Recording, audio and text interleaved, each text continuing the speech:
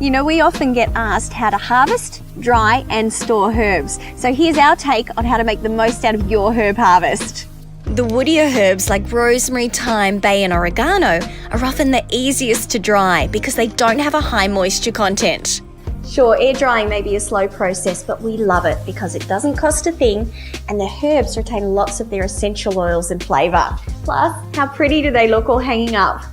The best time to harvest your herbs is in the morning after the dew is dried and before they flower. That's when their flavour is most intense. If you're picking them for drying, you don't want any moisture on the leaves or they'll rot, and be sure to shake off any dirt or insects that are trying to take a ride.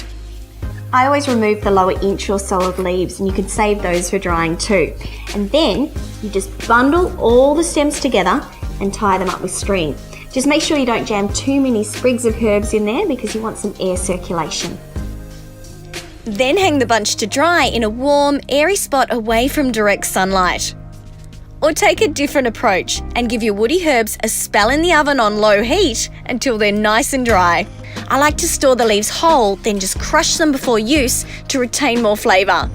Soft herbs like basil, chives, mint and parsley can be successfully stored in airtight plastic bags in the freezer. Coriander is one of those wonderful herbs that you can use from root right through to tip.